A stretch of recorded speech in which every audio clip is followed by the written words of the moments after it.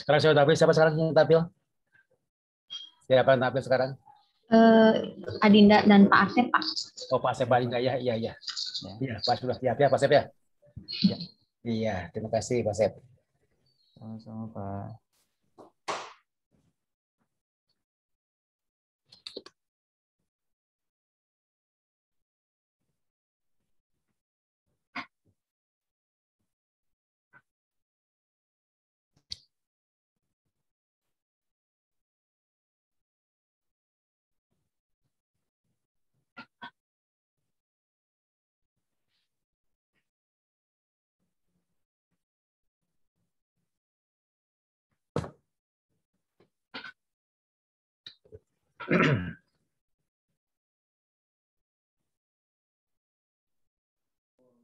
Sebentar Pak, mungkin menunggu teman-teman dulu hadir Ya, semua.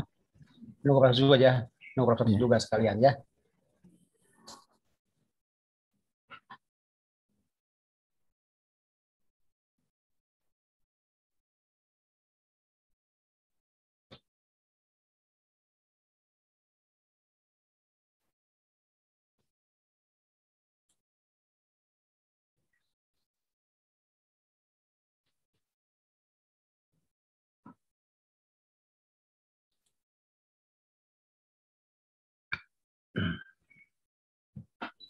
Bapak sudah hadir semua?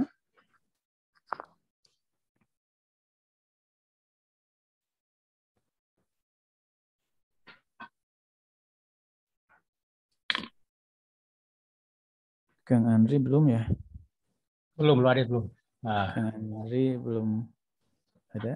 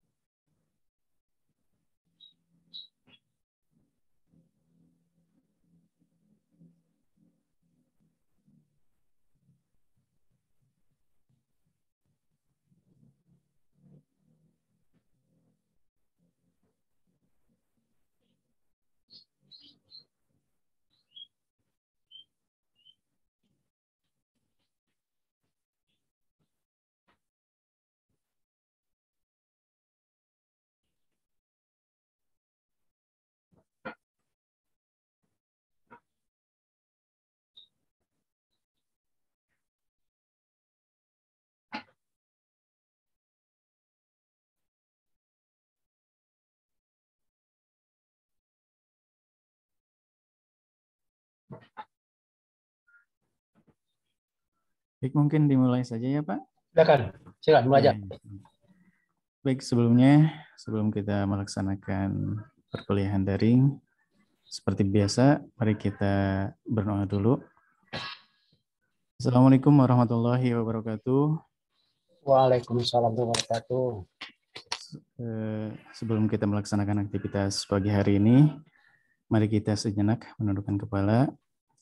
Astaghfirullahaladzim, astaghfirullahaladzim, astaghfirullahaladzim. A'udzubillahi minasyaitonirrajim. Bismillahirrahmanirrahim. Alhamdulillahirabbil alamin. Wassalatu wassalamu ala asrofil anbiya'i wal mursalin wa ala alihi wa sahbihi ajma'in.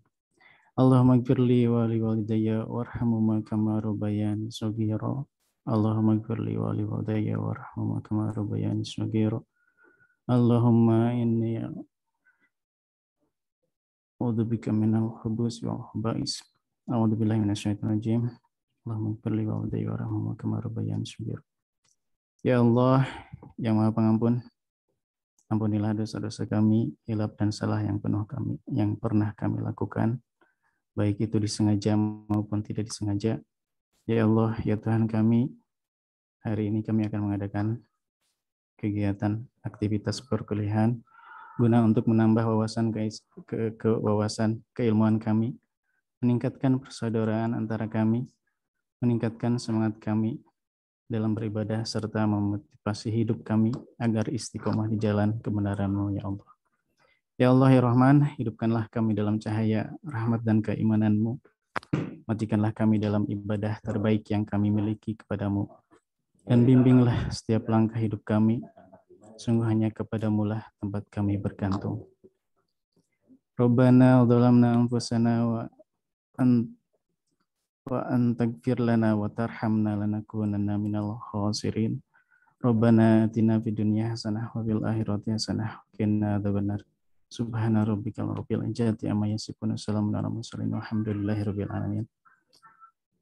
Baik, teman-teman. Selanjutnya kami dari kelompok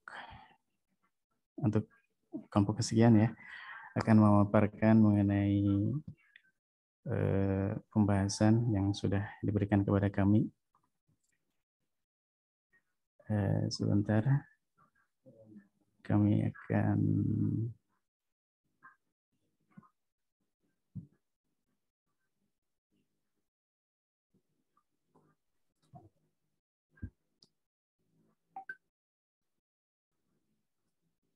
baik. Untuk kesempatan kali ini kami akan mencoba membahas mengenai landasan sosial budaya dalam bimbingan dan konseling, terutama mengenai perkembangan kota metropolitan. Langsung saja saya persilahkan kepada Teh Adinda Putih untuk menjelaskan untuk kesempatan yang pertama. Silakan Teh Adinda. Terima kasih Pak Asep, izin Bapak dan teman-teman semuanya. Sebelumnya mungkin ini perlu dipersiapkan moderator terlebih dahulu ya Pak Asep ya, dari kelompok selanjutnya. Atau langsung aja ini? Kemarin memakai juga, enggak ya? Ada moderator ya tadi kayaknya. Oh gitu. Mungkin bisa dibantu teman-teman dari kelompok selanjutnya. Maksudnya buat nanti sesi diskusi mungkin ya, nanti lebih ke pasti sesi diskusi. Ya, boleh Teh. Kang Farhan mau jadi moderatornya? Iya, kalau nggak salah saya kelompok selanjutnya. Iya. Iya, boleh. Silakan Mangga. Atur nuhun Kang Farhan. Pak Asep izin tolong dibukain itunya, PowerPoint-nya. Sudah muncul belum? Di saya belum, Pak. Oh, kirain udah. Sebentar.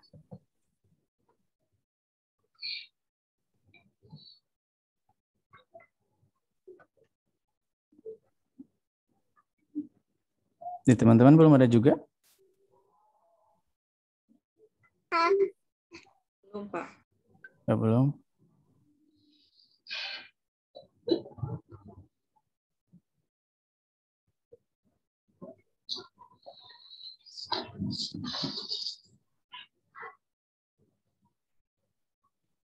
Apa harus jadi host dulu ya kalau nggak salah untuk menampilkan share screen? Enggak, sepertinya Kang Asep biasa dah. Coba. Sekedap.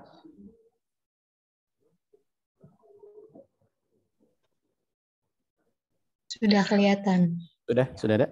Sudah. Sudah. Ya. Oke, Bismillahirrahmanirrahim. Assalamualaikum warahmatullahi wabarakatuh. Izin Pak Amin dan Bapak, Ibu, dan teman-teman sekalian untuk menyampaikan materi mengenai landasan budaya terkait perkembangan metropolitan.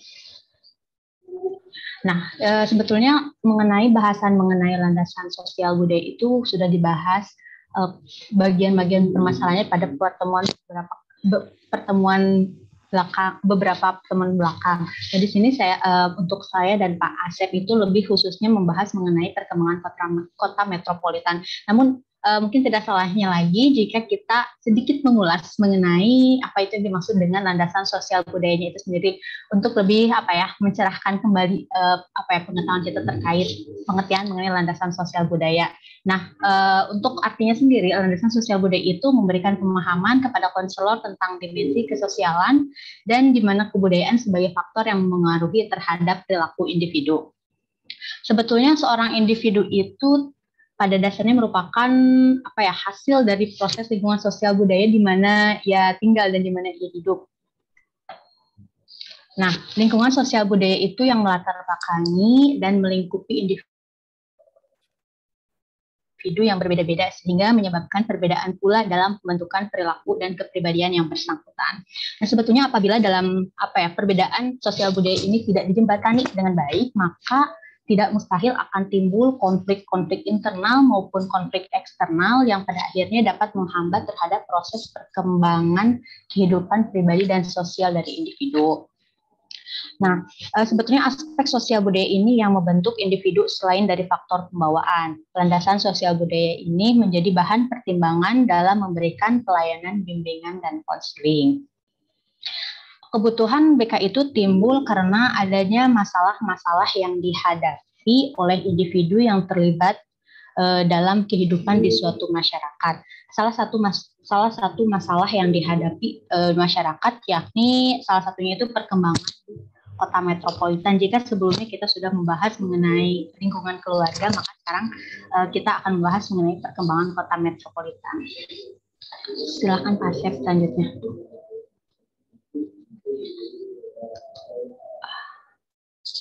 Slide selanjutnya Pak Asep. Oh iya, terima kasih.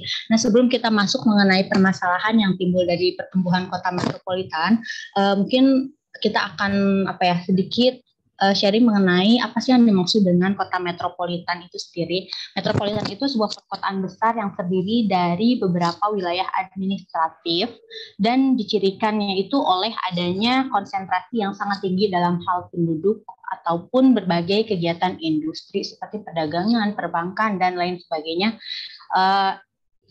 Kemudian kalau misalnya di Indonesia sendiri yang termasuk dalam kota metropolitan, misalnya ada Jakarta, ada Surabaya, ada juga Medan, Semarang, dan Makassar.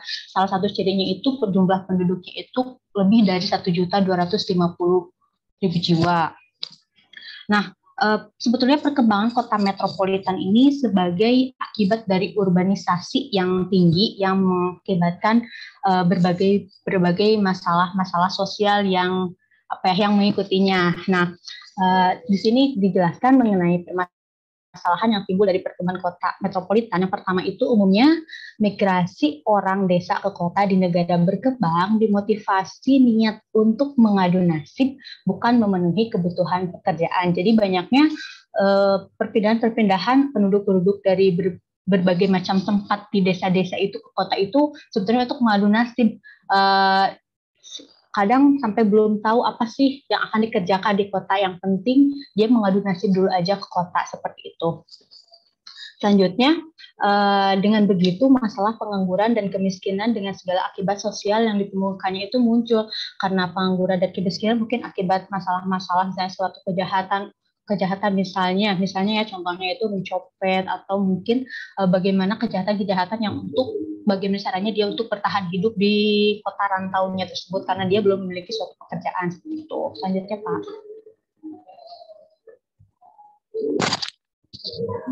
Nah, permasalahan selanjutnya yaitu karena banyaknya tenaga kerja dengan tingkat pendidikan dan keterampilan yang tidak memenuhi kebutuhan di lapangan kerja di kota. Jadi perpindahan penduduk dari desa ke kota-kota itu kadang mereka yang berpindah itu tidak memiliki keterampilan yang memang dibutuhkan di kota-kota besar sebagai tenaga kerja. Jadi malah menimbulkan lonjakan tinggi penduduk dengan yang menambah tingkat pengangguran seperti itu. Selanjutnya, masalah-masalah pemukiman yang ditandai dengan menjamurnya pendirian rumah gubuk yang ilegal atau tidak memiliki sama sekali tempat berlindung. Sehingga sering kita temui di kota-kota besar itu, mohon maaf, rumah-rumah yang memang ya ala kadarnya untuk tempat berlindung dari panas ataupun dari hujan gitu, di tempat-tempat yang memang sebetulnya tidak boleh ditempati oleh masyarakat atau oleh manusia, misalnya seperti di bantaran-bantaran rel atau di pinggir-pinggir sungai seperti itu. Selanjutnya, Pak. Sebetulnya terdapat masalah lain, yaitu terbatasnya kemampuan penyediaan air bersih dibandingkan jumlah permintaan kebutuhan. Nah, ini merupakan salah satu masalah yang ada di kota metropolitan. Mengapa demikian? Karena sebetulnya dari buku yang saya baca itu katanya orang yang orang yang kurang mampu di kota metropolitan itu malah sulit mendapatkan akses air bersih. Kenapa? Karena tempat-tempat yang mereka ditinggali itu memang terletak di lokasi-lokasi ilegal yang tidak dilalui oleh saluran pipa air yang sudah ditentukan seperti itu. Jadi akan kesulitan dengan masalah-masalah perairan seperti itu. Selanjutnya, Bank Dunia memperkirakan bahwa tahun 2000 setiap tahunnya tidak kurang dari 5 juta anak akan meninggal akibat lingkungan yang semakin buruk. Kota metropolitan mungkin saking banyaknya orang-orang yang masuk, kemudian perkembangan industri perkembangan industri yang cepat dan banyak juga pabrik-pabrik itu menimbulkan suatu pencemaran atau jadi menjadikan lingkungannya itu tidak begitu bagus untuk perkembangan seperti itu. Selanjutnya, Pak.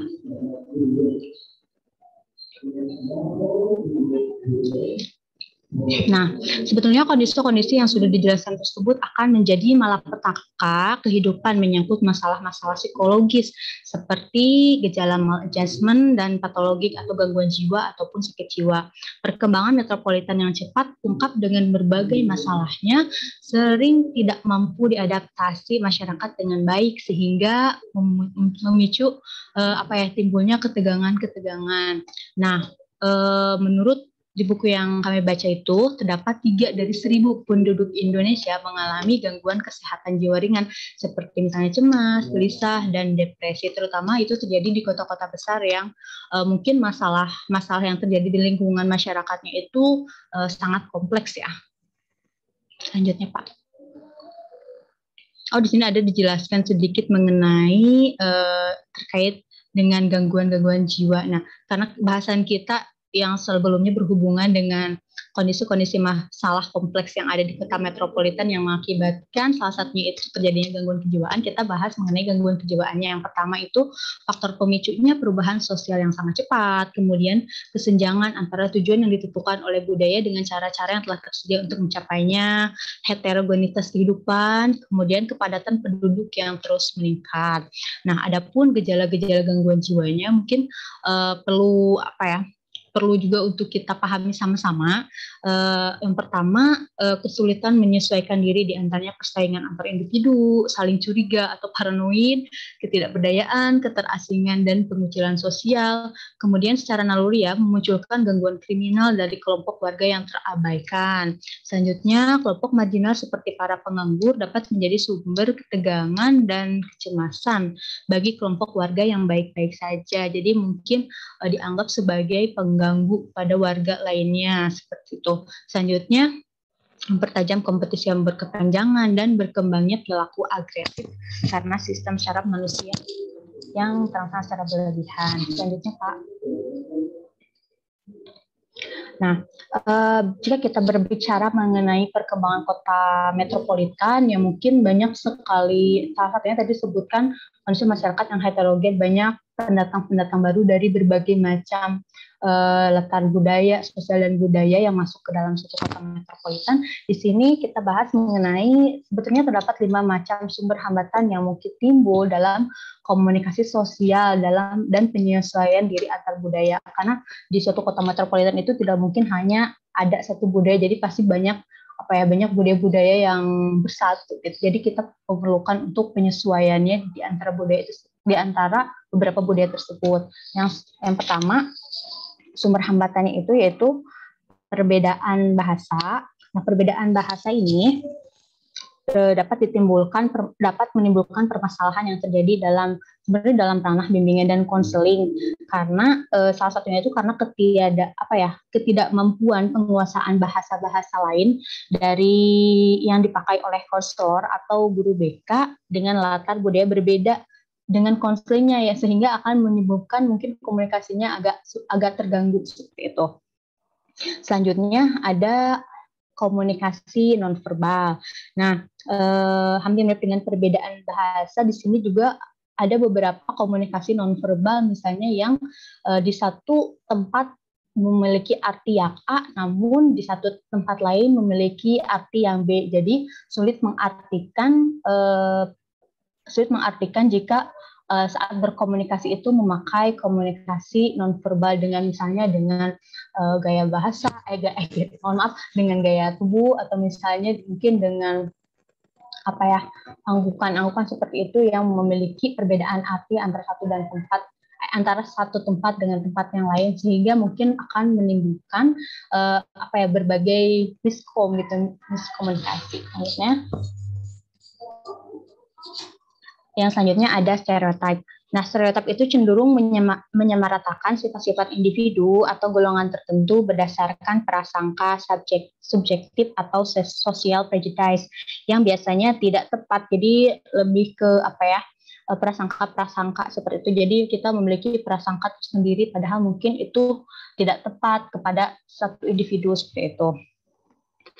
Hal ini itu dapat menimbulkan permasalahan yang menyebabkan seseorang konselor memandang sesuatu, khususnya mungkin di sini dalam segi BK memandang konseli menurut kemauannya sendiri seperti itu. Jadi menurut anggapan-anggapan yang sudah tertanam dalam diri konselornya. Selanjutnya, kecenderungan menilai. Nah, di sini disebutkan bahwa penilaian terhadap orang lain memang sering dilakukan oleh individu-individu yang melakukan komunikasi. Nah, kecenderungan menilai ini baik yang menghasilkan penilaian positif maupun negatif seringkali didasarkan pada standar objektif dan sering pula merangsang timbulnya reaksi-reaksi baik positif maupun negatif dari pihak-pihak yang menilai. Nah, sebetulnya masih kita lihat di kondisi nyatanya banyak sekali, mungkin khususnya kalau misalnya di ranah kita itu di guru-guru BK itu yang menilai peserta didik berdasarkan kesalahannya, kemudian langsung memberikan penilaian A, langsung memberikan judgement peserta didiknya itu nakal, peserta didiknya seperti itu. Jadi langsung melabeli peserta didiknya itu dengan kesalahan yang dia perbuat tanpa mungkin mengoreksi lebih dalam seperti itu. Yang selanjutnya ada kecemasan. Nah, sumber hambatan komunikasi yang terakhir yaitu mengenai kecemasan kecemasan yang terdapat pada pihak-pihak yang berinteraksi dalam hal ini berarti antara konselor dan juga konflik antara guru BK dan juga peserta didik. Kecemasan sendiri itu muncul ketika seorang individu memasuki budaya lain yang unsur-unsurnya itu dirasakan asing, mungkin karena perbedaan-perbedaan yang ada di antara peserta didik dan konselornya itu sendiri. Selanjutnya, silakan Pak Asep untuk melanjutkan.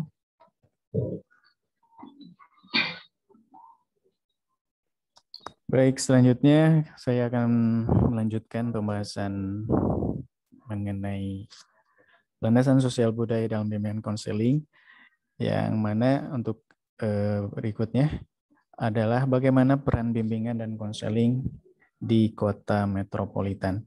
Seperti yang sudah disampaikan oleh Teh Adinda tadi, bahwasanya permasalahan-permasalahan yang mungkin timbul di kota metropolitan, di mana banyaknya pendatang-pendatang yang tentunya pendatang itu berasal dari berbagai tempat dan itu juga dari berbagai daerah, dari berbagai mungkin luar pulau gitu ya, yang akhirnya akan adanya perbedaan budaya, sosial budaya terutama gitu ya. Banyak perbedaan-perbedaan kebudayaan yang terjadi, yang ada di masyarakat perkotaan. Nah, gimana peran bimbingan dan konseling mengenai hal ini? Bahwasanya layanan konseling yang pertama, layanan konseling profesional yang bersifat antar budaya atau bahkan multibudaya. Ya, karena memang di kota metropolitan lebih heterogen ya orang-orangnya, penduduknya, karena berdatangan dari berbagai daerah yang akhirnya bercampur di sana dengan berbagai latar belakang, motivasi mereka datang ke kota, yang akhirnya menimbulkan suasana baru atau keadaan baru di mana yang berkaitan dengan apa-apa yang mereka bawa sendiri, termasuk dalam hal budaya gitu ya. Kemudian perlu adanya penekanan kepada seluruh, terutama kepada kita konselor. Bentar, ini low baterai. Penting dan perlunya sikap menghargai. Nah, sebagai kita sebagai seorang konselor tentunya harus bisa menyadari atau menghargai tentang perbedaan yang ada di kota metropolitan, yang dengan modal itu kita bisa lebih memberikan konseling yang lebih baik lagi. Nah, di sini ada perbedaan budaya antara konselor dan konseli. Dapat dipahami konselor dengan memiliki kesadaran budaya, seperti yang sudah diungkapkan tadi, bahwa kita untuk yang pertama kita harus memiliki kesadaran budaya, bahwasanya mungkin saja konseli yang kita hadapi itu memiliki perbedaan budaya dari kita. Nah, ada beberapa hal yang harus kita pahami juga. Ini berkaitan dengan kualitas dasar yang harus kita miliki. Yang pertama mengenai bahwasanya kita sebagai seorang konselor, terutama yang berkaitan dengan konseli yang berbeda budaya, ya.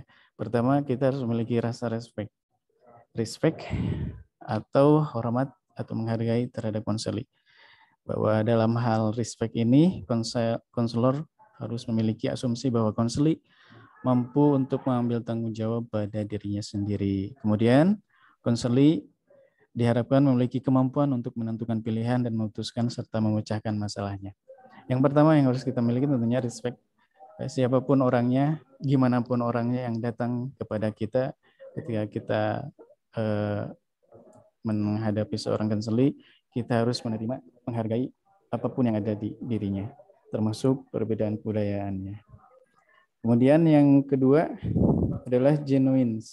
Genuine itu artinya bahwasanya konseling merupakan hubungan yang nyata. Kemudian konselor perlu memiliki kesungguhan dalam memberikan konseling. Konselor juga harus sesuai dengan diri sesungguhnya. Genuine itu artinya asli gitu ya.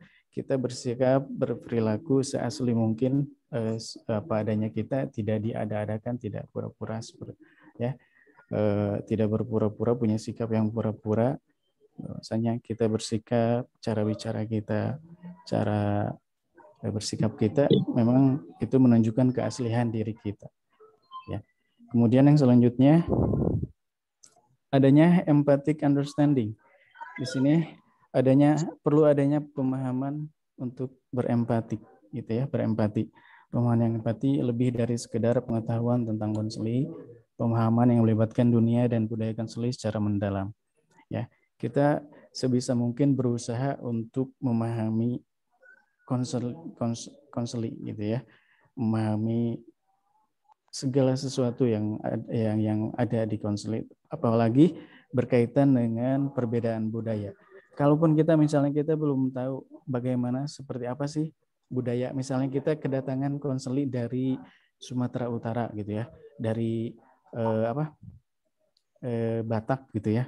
Nah, kita kan belum tahu banyak tentang seperti apa sih. Kalau mungkin kita baru ada, ya kita juga kadang suka ada stereotipe tertentu ya dari orang-orang Batak itu gitu. Nah, Mungkin dari pemahaman awal kita bisa juga untuk mengeksplorasi sebenarnya apakah benar stereotipe yang sudah kita punya mengenai konseli yang dari Batak itu, bahwasanya misalnya di seorang Batak itu wataknya keras gitu ya, kemudian cara bicaranya juga keras-keras, nggak bisa lembut gitu. Ya, mungkin hal-hal seperti itu yang perlu dipahami sebelum kita melakukan konseling, supaya konseling sendiri bisa berjalan dengan baik dengan pemahaman yang komprehensif dari kitanya terhadap konseling itu sendiri. Kemudian ada communication of empathic, respect, and genuineness to the client. Artinya bahwasanya pemahaman terhadap perbedaan budaya baik secara verbal maupun non-verbal akan sangat membantu dalam proses konseling. Ya, seperti yang dikatakan juga tadi sama Dinda sebelumnya, bahwasanya permasalahan yang sering terjadi, yang bisa terjadi dalam hal multibudaya, ya tadi nonverbal ya sebelumnya, nonverbal, kemudian dari bahasa yang berbeda, bisa menafsirkan atau menimbulkan miskomunikasi juga gitu ya, perbedaan bahasa. Kalau misalnya kita dari suku Sunda yang mungkin cenderung lebih lemah lembut kalau bicara misalnya. Kemudian dihadapkan dengan orang yang dari suku Batak yang memang karakternya mungkin itu kalau bicara keras gitu. Buat kita yang tidak paham mungkin bisa jadi kesalahpahaman gitu. Sesuatu yang menjadi masalah gitu. Kenapa kok ini orang ngomongnya keras-keras gini gitu ya. Menurut kita mungkin tidak sopan gitu. Tapi menurut mereka sendiri itu hal yang biasa. Hal seperti itu yang harus kita pahami. Bahwasanya perbedaan budaya di Indonesia ini adalah sesuatu yang memang menjadi kekayaan bagi kita sendiri sebagai bangsa Indonesia, yang harus bisa saling mengerti, saling memahami untuk memperdalam lagi supaya memperkecil juga ketidakpahaman atau memperkecil konflik-konflik yang bisa terjadi gitu. Nah, kemudian ada yang namanya structuring gitu ya. Salah satu elemen penting adalah struktur atau susunan dalam proses konseling. Pekerjaan konselor dalam proses konseling sebaiknya memiliki makna dan pengertian peran konselor pada konseling. Maksudnya di sini struktur itu terstruktur. Ketika kita mau melakukan sesi konseling, kita punya struktur atau sesi-sesi yang tersusun dengan baik, dengan rapi. Apa dulu yang harus kita lakukan sebelum ke inti persoalan yang menjadi persoalan dari konseling itu, yang tentunya kita sudah tahu sendiri bahwasanya di awal-awal kita harus melakukan report seperti itu ya. Kemudian ikatan dengan konseling untuk mengakrabkan gitu dengan konseli kita harus seperti apa. Tentunya kita insya Allah sudah memahami hal-hal seperti itu gitu. Nah, mungkin itu penjelasan dari saya, pembahasan dari saya mengenai landasan sosial dalam bimbingan konseling perspektif kota metropolitan. Kemudian mungkin selanjutnya saya serahkan kepada moderator Kang Farhan ya. Terima kasih Pak Asep dan Teh Adinda. Sebelumnya saya minta maaf ya Prof. Samsu dan Pak Amin. Ini saya sudah on cam, cuman karena kameranya sedang bermasalah jadi oranye saja. Tuh Pak. Ya, mungkin kita langsung buka saja sesi diskusi supaya tidak makan banyak waktu. Dipersilakan kepada rekan-rekan semua. Ada yang bertanya, silakan raise hand.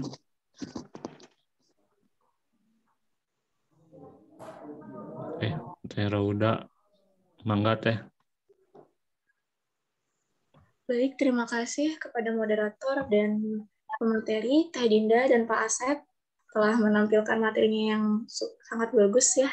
Baik, izin bertanya mengenai tadi ada dijelaskan oleh Pak Asep ya, mengenai kemampuan dasar yang harus dimiliki oleh guru BK ataupun konselor.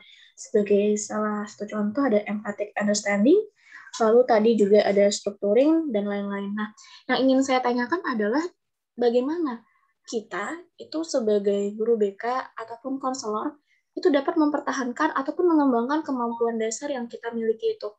Seperti yang kita ketahui, kadang kita tidak sadar ya, secara tidak sadar itu saat melakukan proses konseling, contohnya dari segi kemampuan structuring, itu suka tukar-tukar gitu. Misalkan pembukaan oke, tapi tiba-tiba langsung ke inti begitu. Kira-kira mungkin pemateri Teh Adinda ataupun Mbak Asep yang mungkin sudah berpengalaman bisa menjawab pertanyaan saya ini. Cukup begitu aja, apakah kira-kira bisa dipahami ya? Oke. Sekian, saya berikan lagi moderator. Terima kasih. Ya, terima kasih sama-sama Teh. Sudah dipahami Pak Asep, Teh Adinda, tentang bagaimana kita mempertahankan kemampuan kita sebagai seorang konselor. Sudah Kang Farhan. Iya. Selanjutnya, kalau masih ada yang lain dulu, ya, mungkin ditunggu dulu. Maksudnya selanjutnya yang bertanya gitu.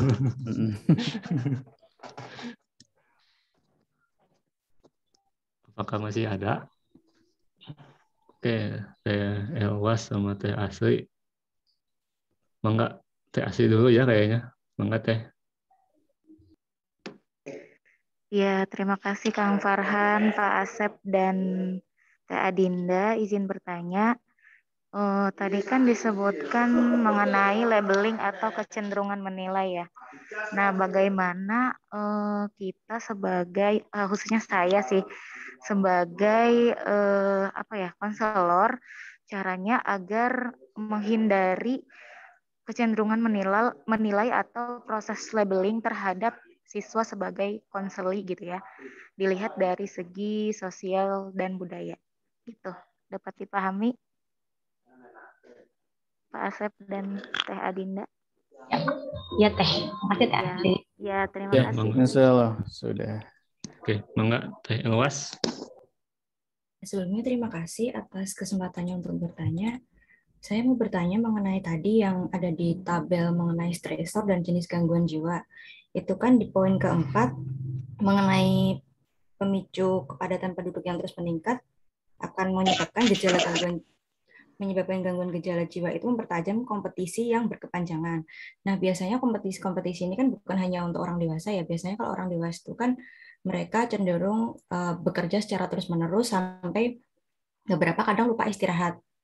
Nah, ternyata seperti ini tuh kemarin saya menemukan juga di anak-anak sekolah seperti anak SMP, SMA atau mahasiswa perguruan tinggi yang mereka itu terlalu ambis atau terlalu, kalau orang sekarang mengatakannya toxic productivity, yang mereka tuh belajar secara terus-menerus, terus ikut kegiatan magang, ikut kegiatan sosial, semuanya diikuti dengan harapan bahwa bisa aja ketika saya beristirahat orang lain di luar sana itu bekerja keras, jadi saya harus bekerja keras terus-menerus, dan ini kan juga berlebihan juga tidak baik ya. Nah, ini kira-kira menurut Pak Asep dan Teh Dinda sebagai guru BK, bagaimana sih jika kita menemukan siswa yang secara terus-menerus itu mereka ambis tapi tidak mau beristirahat, padahal ini tidak seimbang ya kehidupan mereka, begitu. Terima kasih. Ya, terima kasih Teh. Jadi ambisi yang berlebihan gitu Teh. Iya. Tanpa istirahat. Oke. Terima kasih Teh. Gimana Pak Asep, Teh Adinda? 3 saja dulu ya. Sudah cukup. Mau langsung dijawab? Silahkan. Oke. Teh Adinda mau duluan? Mangga Pak Asep ke payun.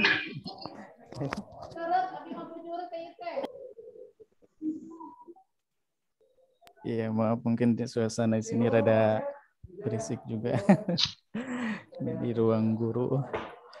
Baik, untuk yang pertama tadi pertanyaan dari Teh Rauda ya, perihal untuk sesi-sesi konseling kita yang kadang-kala suka loncat-loncat gitu ya, yang kadang tidak terstruktur gitu ya dalam tahap-tahapan konselingnya. Nah, ya boleh, atau lebih bagaimana kita dapat mengembangkan ataupun mempertahankan kemampuan dasar kita Pak sebagai konselor ataupun guru BK yang Bapak jelaskan tadi Pak. Oke. Ya, baik, yang pertama tentunya untuk kita bisa melakukan sesuatu dengan baik itu tentu kita harus punya modal yang utamanya bahwasanya kita punya ilmu, kita paham ilmunya, paham tentang pengetahuannya. Ya, tentunya ketika sudah paham, nah baru pas tataran praktek kita coba mempraktikkan. Nah, praktik itu akan membuat kita semakin terlatih. Ketika kita melakukan sesuatu sering dan sering secara kontinu, itu akan membuat kita semakin ahli dalam melakukannya. Gitu. Begitupun dalam hal melakukan proses konseling. Nah, latihan itu sangat-sangat perlu. Setelah kita punya pengetahuannya, setelah kita punya ilmunya, seperti apa tahapan-tahapannya harus sebagaimana, kita dengan praktek itulah kita akan membuat bisa menjadi seorang konselor yang lebih ahli lagi atau terbiasa dengan konseling, melakukan konseling seperti itu. Nah, itulah ada dua hal penting itu yang akan membuat kita bisa pakar lah, bisa menjadi pakarnya. Kita bisa menjadi terbiasa dengan pertama pengetahuan, ilmunya kita punya, kemudian dengan praktek akan membuat sempurna. Practice makes perfect. Itu cenah ya, berlatih membuat sempurna gitu. Mungkin itu. Izin masuk Pak Asep. Mangga. Mau sedikit sedikit aja gitu ya, menambahkan tadi pemaparan Pak Asep sudah cukup jelas juga. Mungkin yang terakhir itu praktek membuat sempurna itu memang saya juga sepakat. Yang ada mungkin kita pernah dengar namanya learning by doing gitu, saat kita sudah memiliki suatu pengetahuan. Jadi kalau misalnya kita paham akan teori-teorinya, saat dipraktekkan mungkin kita memiliki beberapa kendala karena kita mungkin terbiasanya hanya membaca dan menyimak apa yang sudah dijelaskan tanpa pas saat praktek, loh kok gini, loh kok saya kayaknya ada yang kelewat. Tapi memang seperti itulah adanya gitu, namanya juga kita belajar gitu. Saat praktek itu mungkin ada beberapa yang terlewat, itu bukan mewajarkan, tapi memang kebanyakan kita memiliki pernah melakukan kesalahan, sehingga mohon maaf, izin sebentar. Boleh dilanjut aja dulu, nanti saya tambahkan.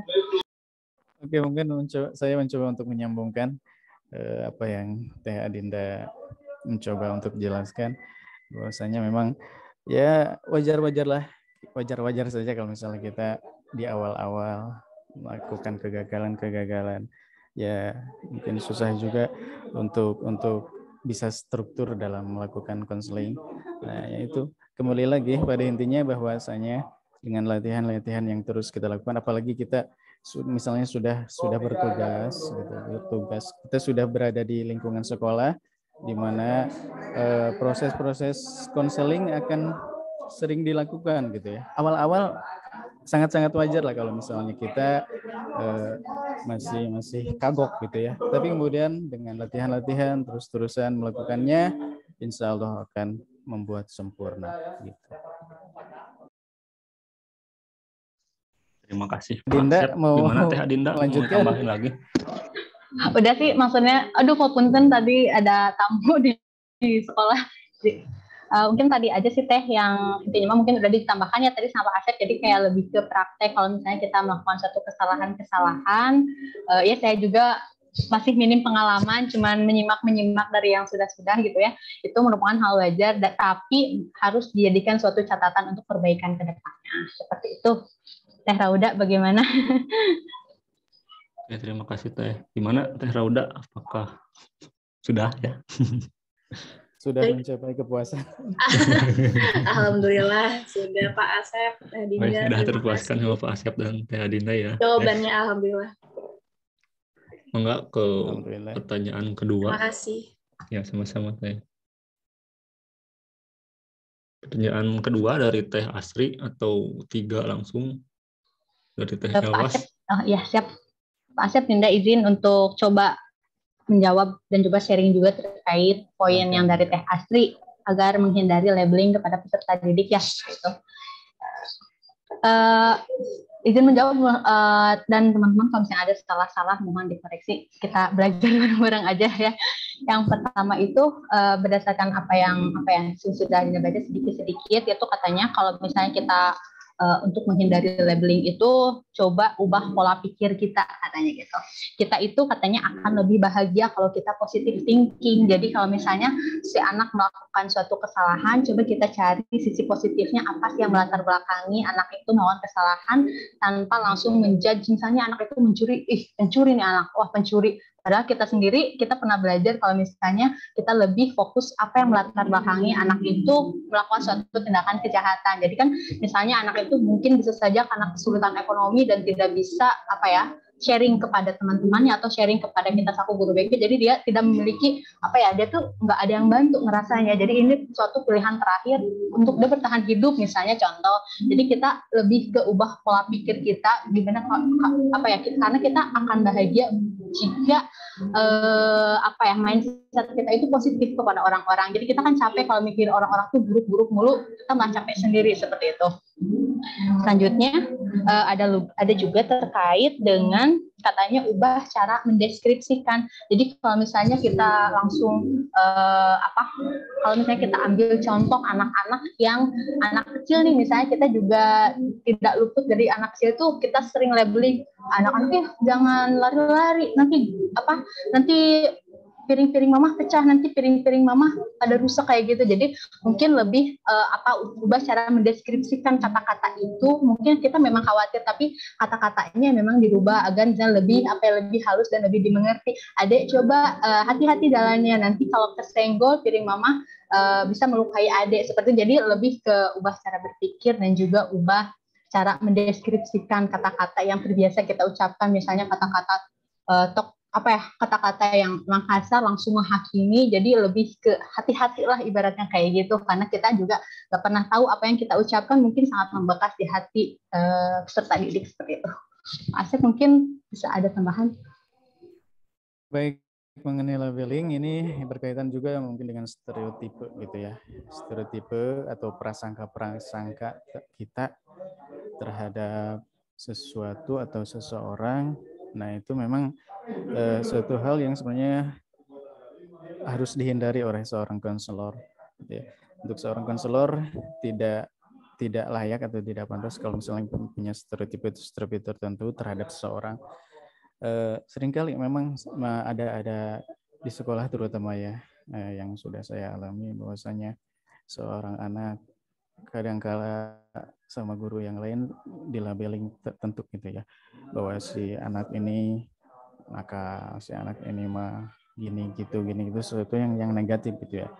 Nah, walaupun itu belum tentu benar gitu ya, kalau cuma mungkin terlihat itu kesimpulan awal dari guru-guru yang hanya melihat dari tampak saja gitu.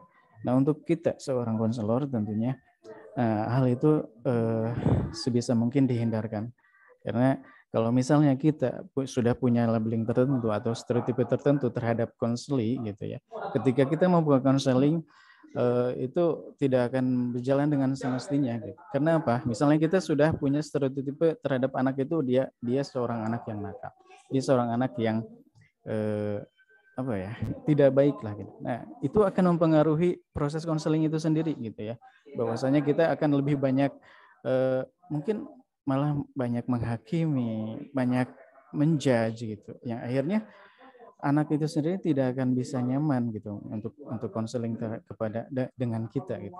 Nah, hal seperti itu bahwasanya seperti yang sudah diungkapkan oleh Teh Adinda tadi, kita harus mengubah pola pikir kita. Bagaimanapun orang-orang memandang dia seperti apa, dia misalnya seorang konseling itu, ya kita anggap bahwa orang itu masih kosong gitu, atau masih pure, masih murni, masih suci lah istilahnya gitu. Nah dari setelah proses konseling itu baru kita lebih tahu lagi seperti apa sih konseling itu sebenarnya mah gitu ya.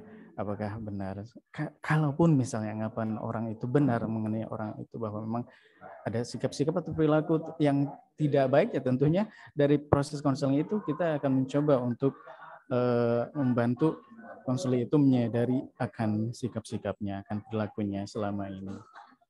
Mungkin awalnya dia tidak menyadari hal itu, tapi kita dengan proses konseling yang dilakukan oleh kita, ya semoga dia bisa lebih sadar lagi akan atas apapun perilaku sikap yang dia lakukan. Nah itu hal-hal seperti itu, bahwa stereotipe itu sebisa mungkin kita hindari, apalagi ketika kita mau melakukan sesi konseling gitu.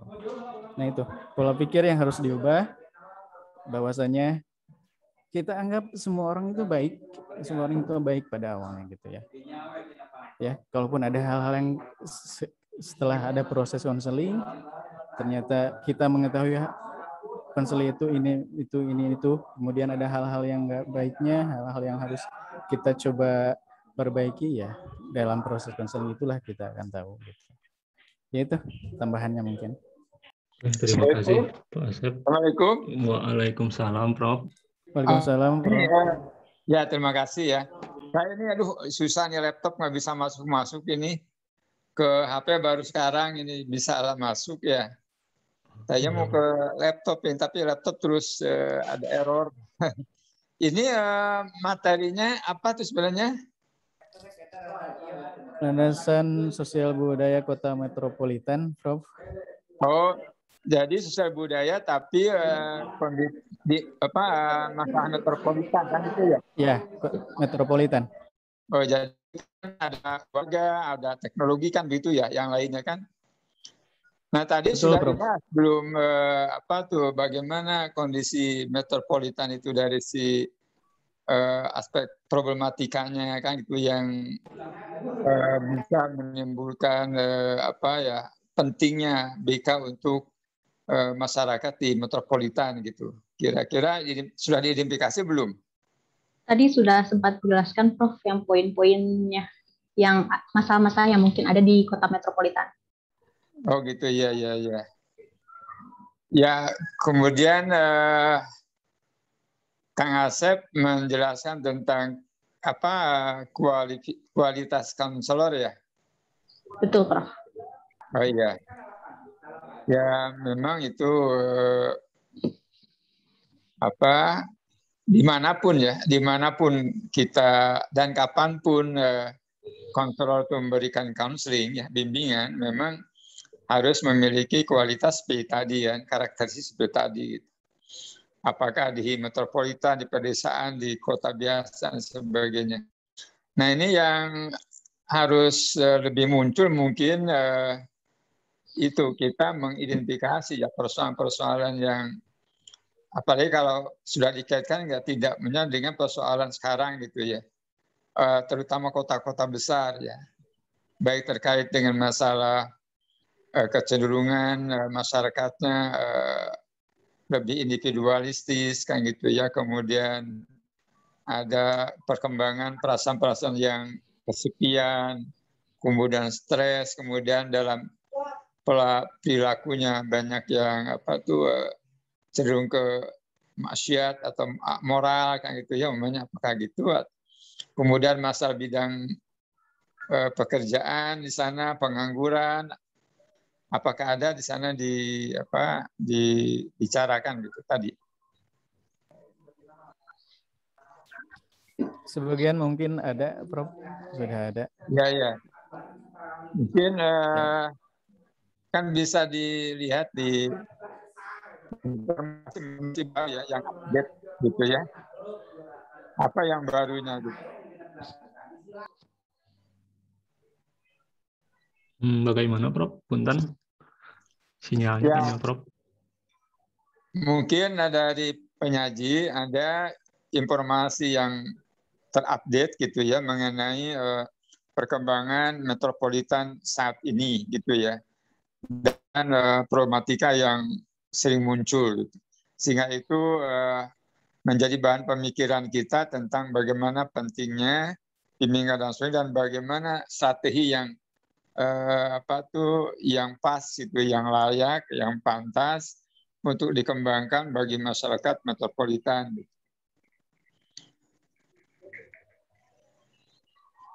Ya itu. Halo. Halo, Bro. Terima kasih. Bagaimana Pak Asep, apakah dimengerti? Iya, Prof. Mungkin kalau misalnya masih ada kekurangan nanti ditambah lagi untuk poin-poinnya gitu ya. Ya. Terima kasih atas. Terima kasih, Prof. Memang. Terima kasih, Prof. Samsu. Mau dilanjut ke pertanyaan berikutnya? Enggak? Was.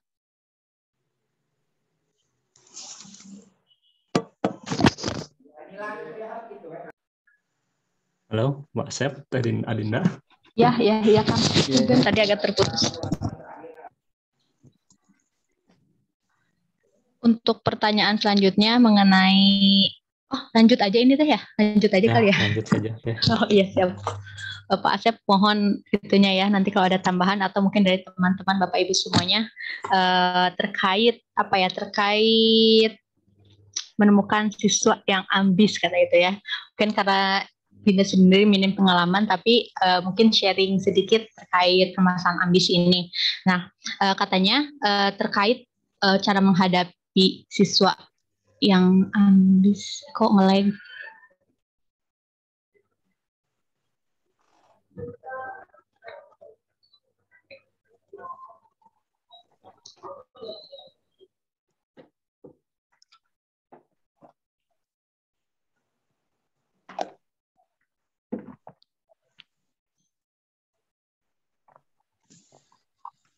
Halo.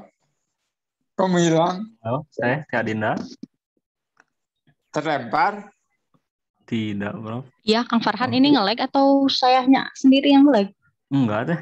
Enggak, masih bersuara. Lancar-lancar saja. Tapi tandanya mic-nya emang nutup. Oke. Oh, mic-nya. Sebentar. Nah, mungkin harus di off cam kan terlebih dahulu. Izin menjawab terkait pertanyaan dari Teh Elwas mengenai siswa yang ambis. Jadi sebetulnya perlu saat kita menemukan peserta didik yang seperti itu, kita perlu sadari juga kalau misalnya dikasih tahu kepada peserta didik kalau misalnya segala sesuatu yang berlebihan itu tidak baik, jadi malah jatuhnya nanti akan menyakiti diri sendiri. Apalagi tadi sudah ada kasus dia tidak istirahat, padahal kan istirahat itu salah satu kayak sumber kekuatan utama kita untuk mengarungi kehidupan ya. Misalnya kalau misalnya kita kelelahan, apapun yang kita usahakan malah nanti juga kita nggak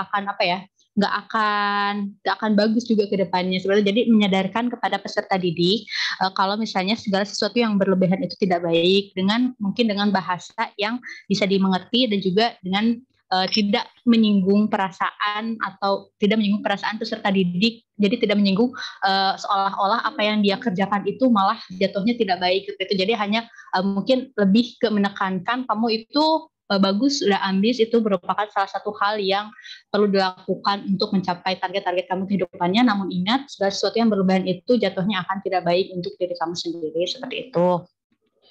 Selanjutnya, nah di sini juga disebutkan juga kalau misalnya peserta didik itu perlu ditekankan juga kalau dia memang bagus untuk memiliki ambis-ambis tujuan-tujuan tertentu yang memang pada saat kita lihat itu memang baik, kita juga perlu dukung, namun juga tetap membiarkan diri peserta didik itu juga untuk rehat sekali, untuk mengumpulkan tenaga, untuk mengumpulkan pikiran-pikiran yang untuk mendukung dia ke depannya untuk lebih baik lagi, seperti itu. Mungkin Pak Asep ada tambahan atau teman-teman yang lain ada tambahan? Ya, mungkin sedikit tambahan mengenai anak yang ambisius itu ya. Ini akan berhubungannya tentunya dengan orang tua, karena kita tahu itu disebutkan anak yang tidak istirahat tentunya kan karena ketika di rumahnya mungkin terutama pada malam harinya tidak tidur, itu kan berhubungannya dengan orang tua gitu ya. Jadi pertama kita mencoba untuk mengkomunikasikannya dengan orang tuanya, kemudian kita cari tahu seperti apa kebiasaan-kebiasaannya. Ya, melakukan assessment mungkin ya, assessment terhadap orang tuanya.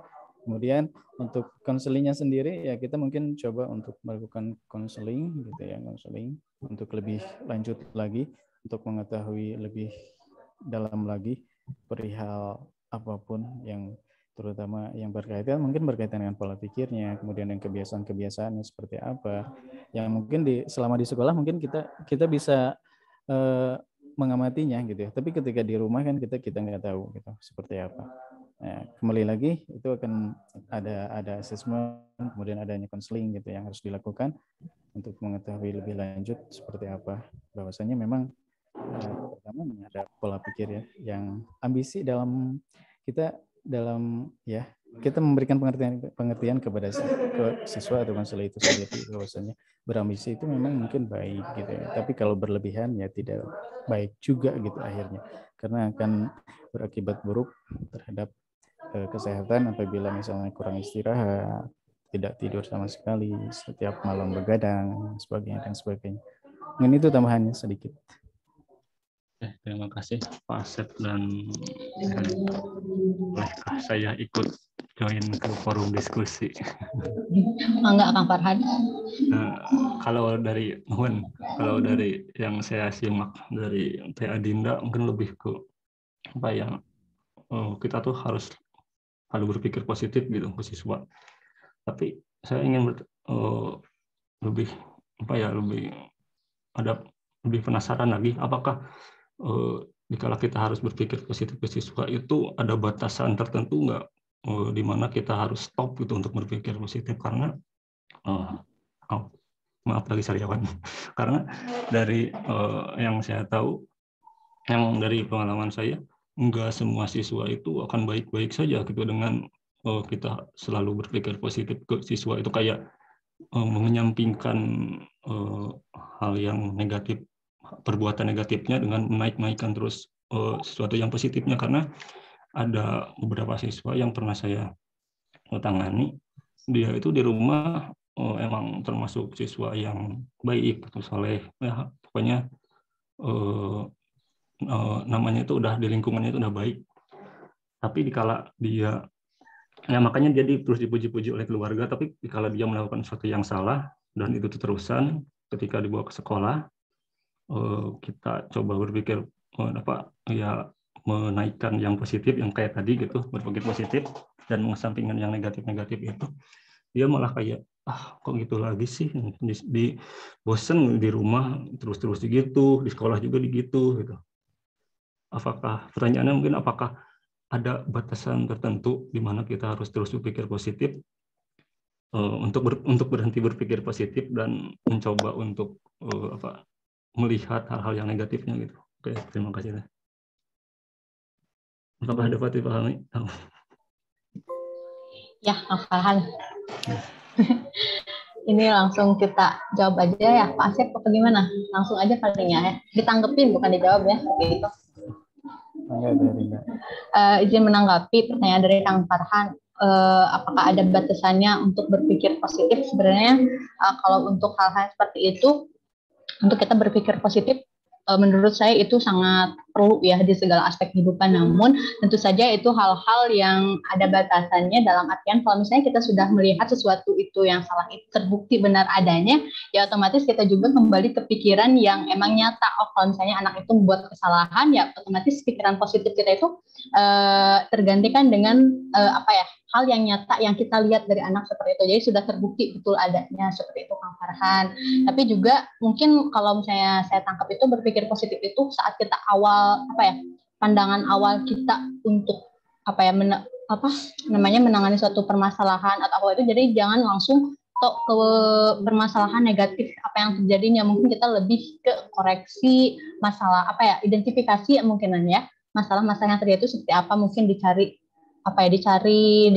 lagi penyebabnya seperti itu. Tapi kalau memang misalnya sudah terbukti benar adanya suatu kesalahan itu dilakukan oleh si anak, ya otomatis kita juga pikiran positif itu akan terganti dengan pikiran-pikiran kenyataan yang emang sudah kita lihat betul adanya seperti itu.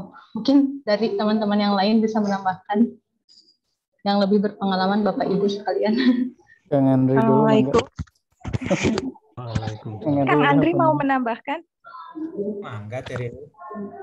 Sedikit ya Kang Andri. Kang Farhan boleh sedikit menambahkan? Mangga, silakan. Bismillahirrahmanirrahim. Izin menambahkan, sharing informasi. Tidak lama pernah ada pembahasan tentang kajian ini ya. pembahasan tentang psikologi juga. Saya senang dengar ini sebetulnya permasalahan yang baru-baru ini terjadi di era apa ya, bukan era milenial lagi ya, era sekarang 5.0, bahwa ada yang disebut dengan toxic positivity namanya tuh, di mana seseorang yang memang selalu berpikir positif, di mana seseorang yang memang memandang segala aspek itu dalam sisi positifnya. Kalau dari versi psikolog yang menyampaikan di podcast itu, jadi konsepnya itu tidak mengenal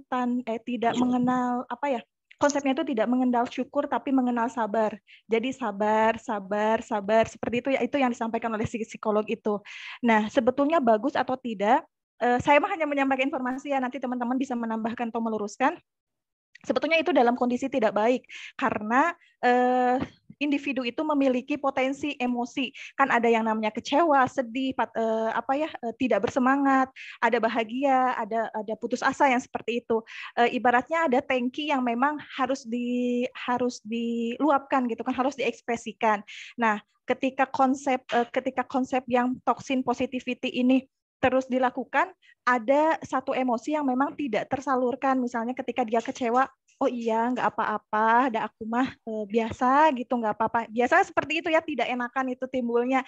Nah, itu sebetulnya tidak baik gitu kan ya, karena memang nanti pada akhirnya itu perasaannya itu malah tidak nyaman pada dirinya sendiri. Kurang lebih seperti itu, nanti bisa sharing lagi informasi yang saya dapatkan seperti itu. Terima kasih. Assalamualaikum warahmatullahi wabarakatuh. Waalaikumsalam warahmatullahi wabarakatuh. Terima kasih Teh. Mangga Kang Andri mau. Terima kasih Kang Farhan. Terima kasih Teh Rini. Asep dan Teh Dinda. Izin menambahkan sedikit terkait yang barusan, dan juga mungkin sekalian nambahkan sedikit-sedikit yang tadi. Saya pikir mungkin ini berkaitan. Terkait apa tadi ya, yang pertama itu soal labeling, kemudian ada anak yang yang terlalu ambisius gitu, dan terakhir yang Kang Farhan itu. Kalau menurut saya tambahan sedikit ya daripada yang ditambahkan Pak Asep sama Teh Dinda tadi itu adalah kompetensi kita itu terkait akar permasalahan, atau boleh disebut dengan kompetensi why gitu ya. Kita mungkin harus mempertanyakan kenapa ini semua terjadi. Mungkin kita nggak bisa berangkat kepada sebuah kesimpulan anak harus begini dan harus begitu sebelum kita menjawab pertanyaan why dulu. Kenapa sih anaknya begini? Anak ambisius misalnya. Kenapa anak ambisius? Atau misalnya ada orang Batak misalnya. Kenapa anaknya begini? Oh, kenapa dia menganggap ini masalah? Oh, kenapa ini begini? Akhirnya kan di balik pertanyaan why itu sendiri ada jawaban-jawaban yang merupakan akar dari permasalahannya itu sendiri gitu loh. Karena kadang kita belum mengerti karena mungkin informasinya belum lengkap gitu loh. Nah, jadi mungkin semacam kompetensi yang kita miliki itu pertanyaan why itu saya pikir perlu dikembangkan gitu ya. Dan why itu bisa dielaborasi ke berbagai macam bentuk pengembangan kita dalam bimbingan dan konseling.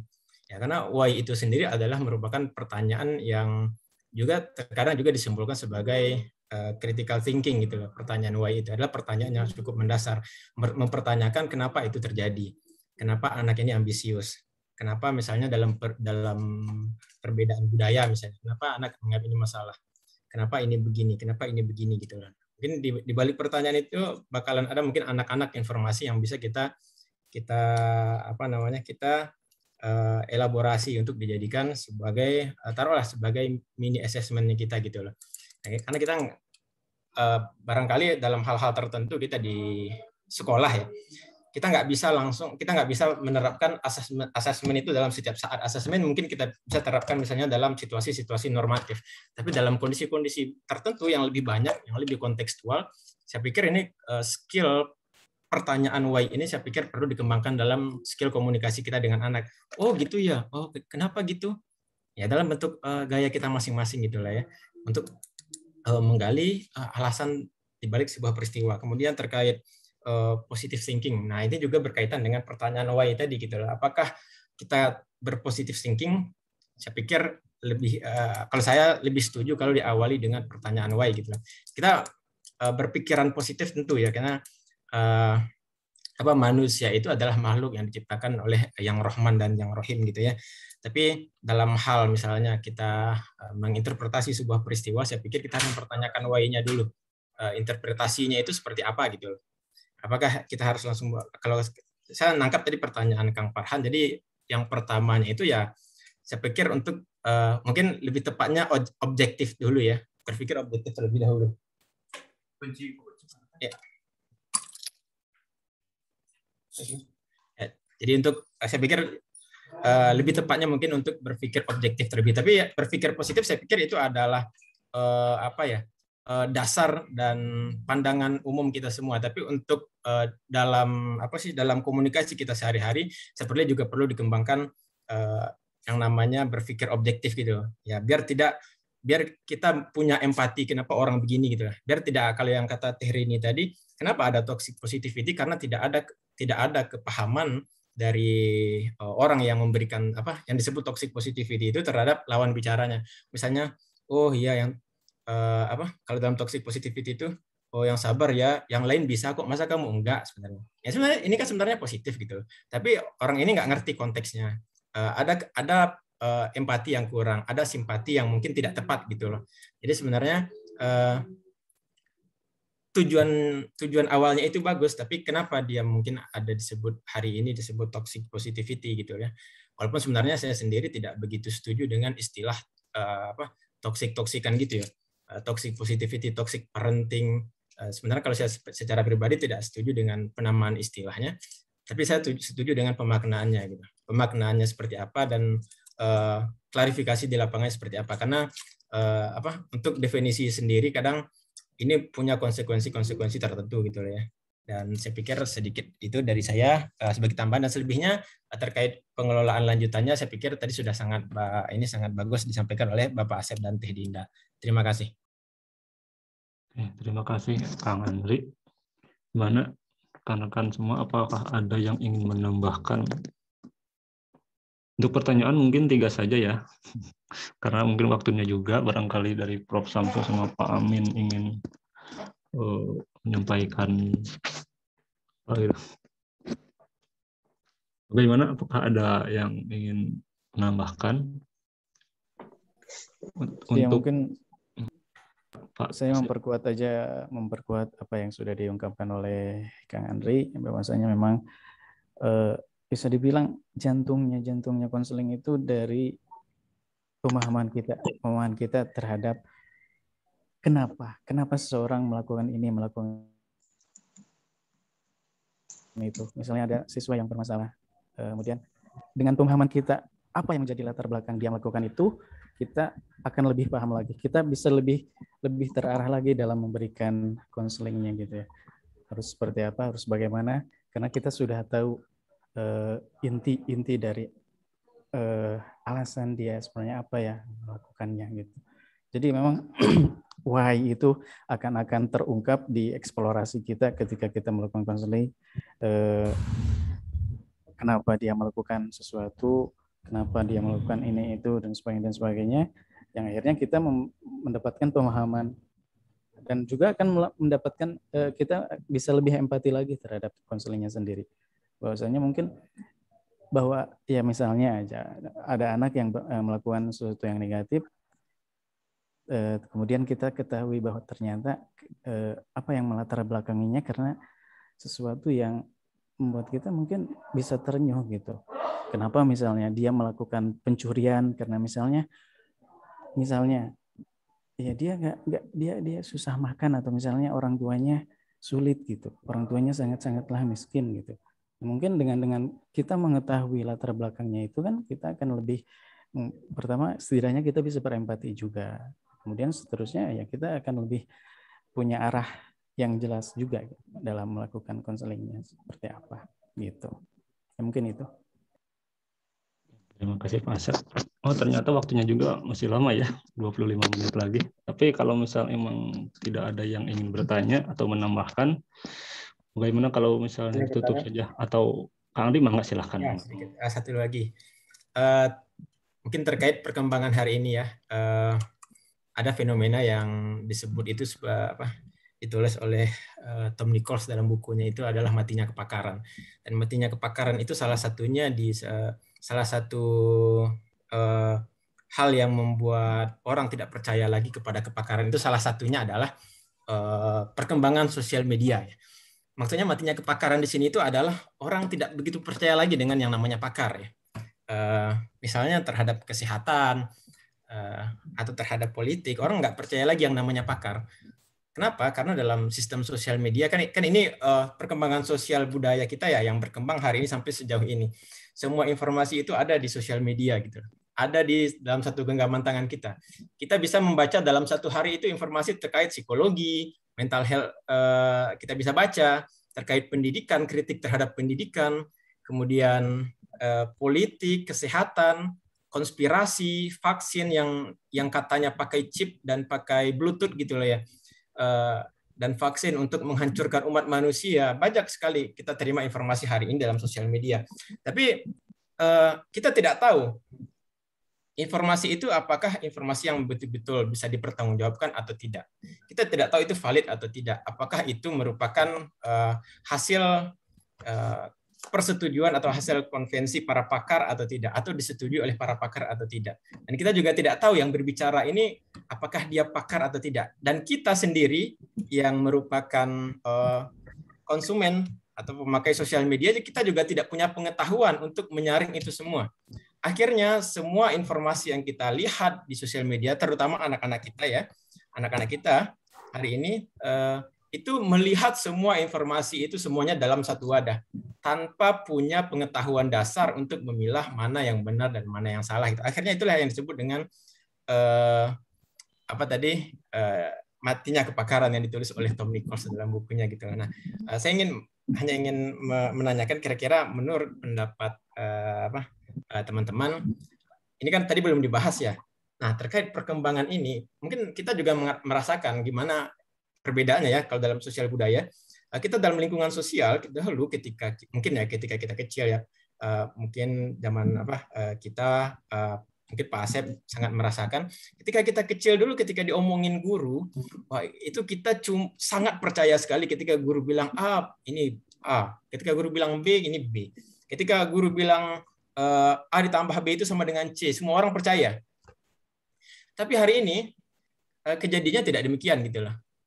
Dulu guru itu sangat dihormati misalnya ya, sangat dihormati orang tua, gimana pola hubungan sosial itu gimana, sakral lah, lumayan sakral. Tapi hari ini guru misalnya bilang A, tapi anak bisa baca A itu sama dengan B, C, D, E, F, G, dan banyak sekali di sosial media. Dan saya pikir itu kita juga merasakan bagaimana pergeseran pola interaksi, pergeseran kepercayaan antara anak mungkin dengan guru, anak mungkin dengan orang dewasa. Anak kenapa? Karena anak sudah punya banyak pilihan informasi gitu.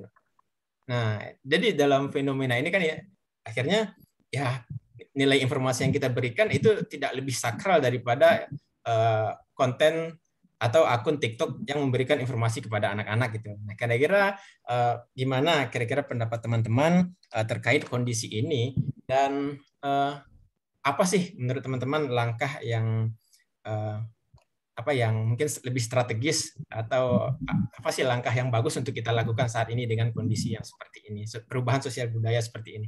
Itu aja pertanyaan dari saya. Terima kasih. Oke, terima kasih Kang Andri. Enggak, teman-teman semua kan kali mau menjawab. Oh, mungkin Prof. Samsu, Pak Amin.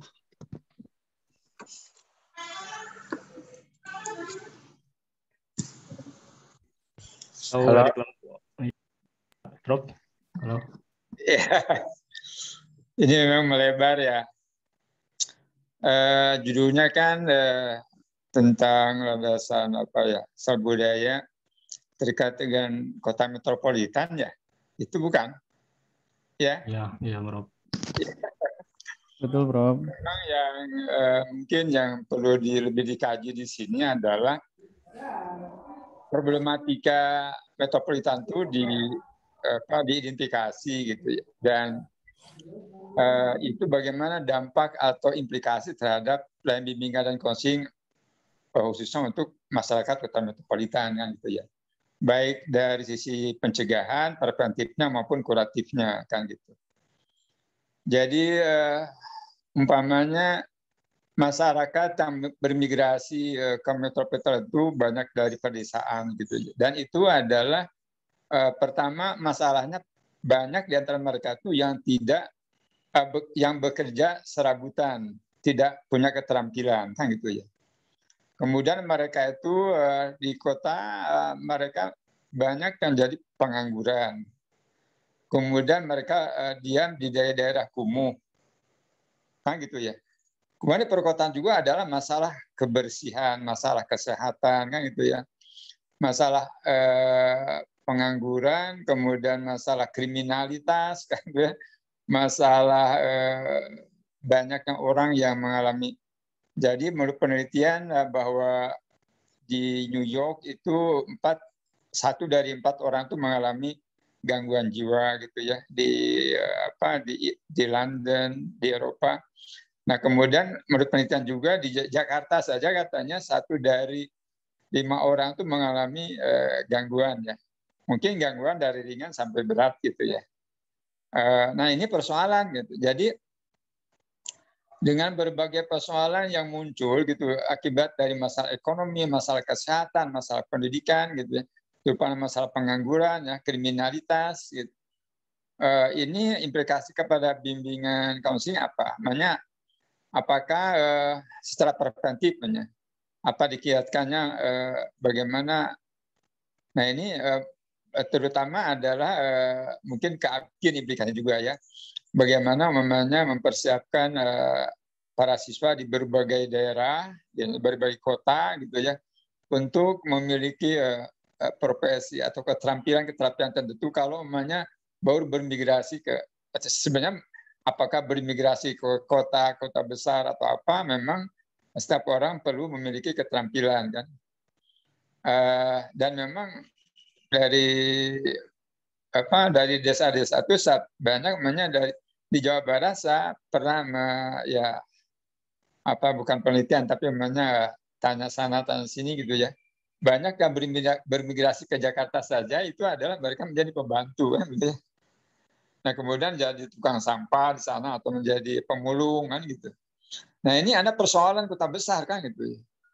Dan itu bagaimana itu kita mempersiapkan di daerah itu, ya terutama di masyarakat pedesaan, bagaimana mempersiapkan kesiapan mereka itu untuk hidup berkembang atau hidup supaya punya daya tahan. Kalau bermigrasi itu harus bagaimana, jadi punya keterampilan, pekerjaan tentu kan itu, punya bagaimana mengubah budaya kan. Budaya desa dibawa ke kota kan itu, kalau di desa buang sampah di mana saja kan gitu ya. Nah sebenarnya kota itu kan terurus ya, terorganisasi. Nah itu budaya-budaya tentang kebersihan, budaya tentang kesehatan, kemudian mengembangkan bimbingan karir bagi mereka tentang mempersiapkan diri sebagai orang yang punya keterampilan dalam bekerja gitu ya. Nah kemudian menghadapi bahwa di kota besar itu kan sifat individualistiknya kan itu lebih menonjol daripada keguyuban gitu ya, ada paguyuban atau kerjasama elaborasi. Dan bagaimana itu menghadapi situasi seperti itu, mereka punya daya tahan dan punya kemampuan menyesuaikan diri dengan kehidupan. Kalau tidak, mereka menjadi mendapat persoalan, mengkontribusi persoalan di kota-kota metropolitan kan itu. Sehingga siapapun yang menjadi gubernurnya itu menjadi uring-uringan kan itu ya. Nah, bagaimana kita sebagai pendidik ya di sekolah atau kita bersama dengan kepala sekolah, guru-guru itu membangun warga ya pendidikan, terutama para peserta didik ya. Dan itu juga akan mereka menjadi warga masyarakat nantinya kan, supaya siap bagaimana mereka tetap mempertahankan budaya paguyuban, gotong royong gitu. Kemudian tadi kan sikap respect terhadap sendiri, kemudian terhadap orang lain ya, punya keterampilan tertentu ya. kemudian budaya kesehatan, budaya kebersihannya dikembangkan gitu. Jadi nanti kita juga berkontribusi tentang bagaimana membangun kota-kota metropolitan itu menjadi kota yang bersih ya, yang yang sejahtera gitu. Di masyarakatnya memiliki budaya yang terdidik gitu. Seperti kota-kota besar di luar, ya. Bagaimana minimal kita melihat kebersihannya, kan itu adalah bagaimana itu dididik, dikembangkan pada saat mereka di sekolah kan gitu. Kemudian munculnya tadi, memang ini lebih nanti ke komunikasi ya, nanti ya teknologi sosmed ya, media sosial, medsos gitu, itu nanti kan setelah ini komunikasi kalau tidak salah ya. Nah mungkin itu lebih di sana itu dikembangkannya, didiskusikannya kan gitu. Kemudian masalah masalah anak yang memiliki ambisius, berpikir positif gitu ya, itu nanti dalam landasan psikologis itu muncul itu, ya. Jadi ya itu nggak apa-apa muncul. Memang kita ini orang BK pasti aja karena kita yang diutak-atiknya masalah psikologi anak ya gitu ya. Pada saat membahas apapun itu pasti muncul itu ya. Gitu ya. Jadi mungkin bagaimana kondisi psikologis anak-anak di kota metropolitan itu yang bagus itu ya. Bagaimana itu? Gimana di desa itu jarang anak tawuran kan, tapi yang tawuran di kota-kota besar kan. Di desa memang tidak ada yang berisek atau jarang lah gitu ya. Meskipun sekarang memang karena ke desa juga minuman keras sudah banyak dijual ya. Jadi memang kehidupan remaja di desa pun itu tidak kurang lebih dengan di kota besar masalah moralnya gitu ya. Nah, ini juga diidentifikasi masalah-masalah psikologis di kota-kota besar gitu, terutama anak dan remaja gitu ya. Nah itu juga mungkin perlu itu Kang Asep ya, nanti dalam makalahnya dimunculkan. Pertama dalam masalah atau problematika umum gitu ya di kota metropolitan itu, kemudian problematika psikologis anak dan remaja di kota metropolitan. Nah itu implikasinya kepada bimbing konseling seperti apa gitu di sekolah, atau nanti bagaimana kolaborasi sekolah dengan pemerintah, kolaborasi sekolah dengan para ahli yang lain gitu. Nah itu adalah setelah merujuk kepada hasil kita mengidentifikasi problematika itu gitu ya. Nanti ya, ini Kang Asep dengan Teh siapa? Adinda, Bro. Adinda ya. Adinda, Bro. Teh Adindaku ya. Adinda gitu ya. Nanti ya, Prof, makasih. Tentang identifikasi problematika umum di kota metropolitan, kemudian problema ekologis lah gitu ya, anak dan remaja di kota metropolitan, dan implikasinya terhadap bimbingan coaching. Semuanya juga ada implikasi gitu ya, dari landasan filosofi, landasan budaya dan yang lainnya. Nanti makalah itu ada di akhirnya adalah implikasinya kan gitu ya. Nah itu bagaimana Tata dan Akan? Ada yang komentar? Prof, saya izin bertanya, Prof. Oh, ini siapa? Saya Vina, Prof. Iya. Jangan bertanya ke saya, tanya ke Pak Asep sama ke Pak Adinda. Ya betul, Prof, ke Pak Asep, ke Adinda, dan mungkin ke teman-teman semuanya yang menjadi pertanyaan, menjadi keresahan saya saat ini, Prof, mengenai perkembangan metropolitan dan juga kaitannya dengan BK pendidikan khususnya. Diizinkan mungkin boleh. Ya. Ini ternyata orang Jakarta. Enggak, Prof, saya mau orang Cimahi, sekarang domisilinya Cimahi. Oh, Cimahi masih di kota metropolitan ya. Ya, baik.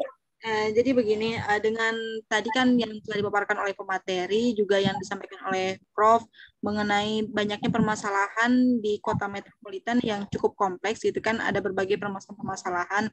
Nah, kita sebagai posisinya itu guru BK, artinya kan konseling di pendidikan, Karena di masyarakat juga tentunya sangat membutuhkan gitu sosok seorang konselor di masyarakat itu.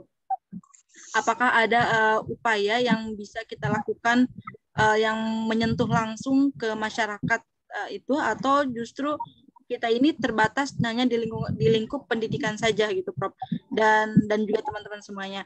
Jadi apakah ada upaya yang bisa kita lakukan secara lebih untuk menyentuh masyarakat secara langsung, khususnya masyarakat metropolitan dengan permasalahan-permasalahan tadi yang sudah diungkapkan, atau upaya kita ini hanya di lingkup pendidikan yang notabene-nya adalah untuk ke anak didik saja gitu. Pertanyaannya seperti itu karena kadang ada sebuah fenomena di mana guru sebagai posisinya pendidik di sekolah, tapi ada juga kan kita sebagai bagian dari masyarakat di lingkungan sekitar kita. Tapi kadang kita berperan bagus di sekolah sebagai guru, tetapi kita justru tidak bisa berperan sebagai masyarakat yang baik di lingkungan, artinya tidak mau bersosialisasi dan mungkin tidak memberikan konselingnya di ranah sosial kita gitu. Apakah sebetulnya kita itu hanya terbatas di pendidikan saja sebagai konselor pendidikan, atau kita juga sebenarnya bisa gitu Prof untuk di masyarakat gitu, seperti itu. Terima kasih.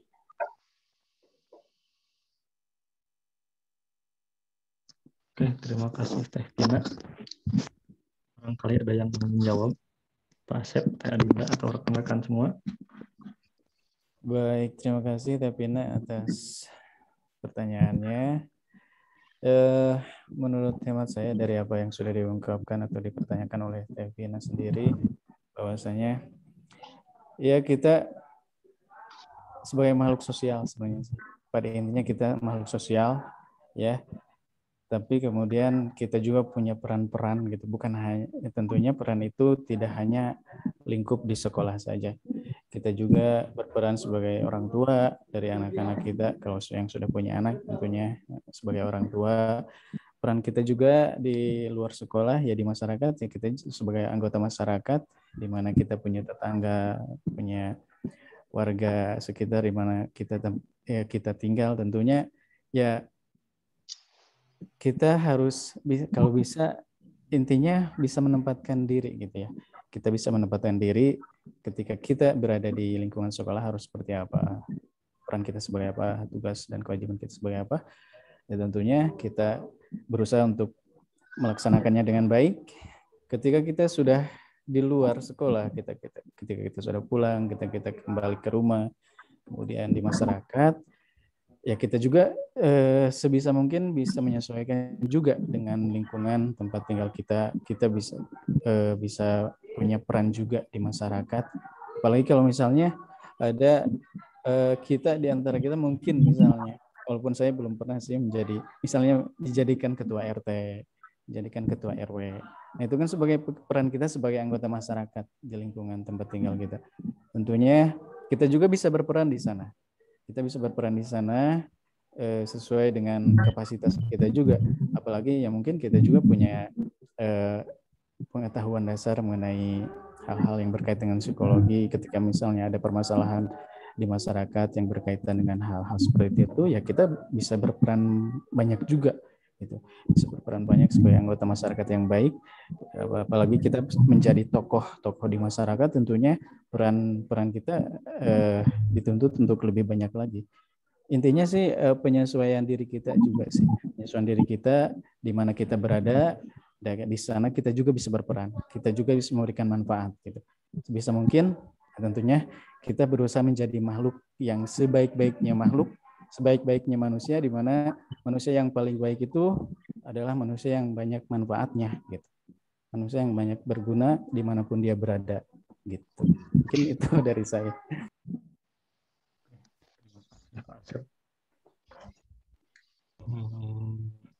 Gimana Teh? Ya, Kang Farhan. Bagaimana? Ya, terima kasih Pak Asep atas jawabannya, kemudian atas informasinya. Ya memang betul ya, kita penyesuaian peran itu sangat penting seperti itu. Ya karena ya kadang gitu ada kita mungkin bisa berperan baik di profesi kita, tapi kita kita justru tidak bisa kurang berperan baik di ranah yang lain yang sebetulnya kita juga sangat dibutuhkan di ranah itu gitu. Itu sih mungkin yang ininya. Terima kasih banyak Pak Asep. Sama-sama Teh Pina. Ya, mungkin ini juga bisa masuk ke Adler kali ya, yang minat sosial. Jadi apa yang ingin kita lakukan tuh harus disertai dengan minat sosial useful. Oke, barangkali ada yang mau menambahkan atau bertanya.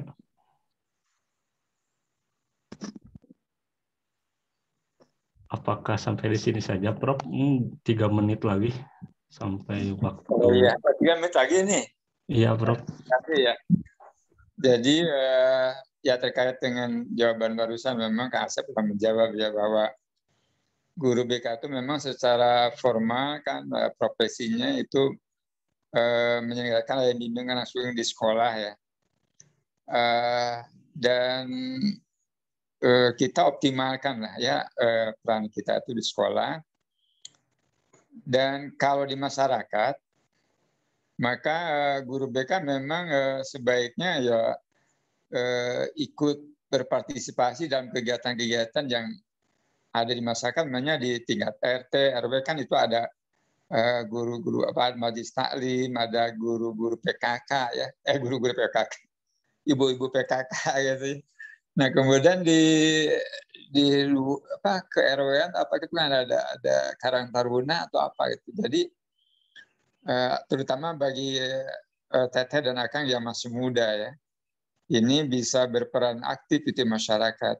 Bagaimana kita berkolaborasi dengan pemerintah setempat, dengan ibu-ibunya, majelis taklimnya gitu ya. Karena kita tidak bisa dalam skala besar ya. Kalau tidak bisa, kecuali kalau Anda memang bisa merangkap jadi di samping guru BK Anda juga ada yang jadi ibu camat gitu, namanya gitu kan lebih mudah ya.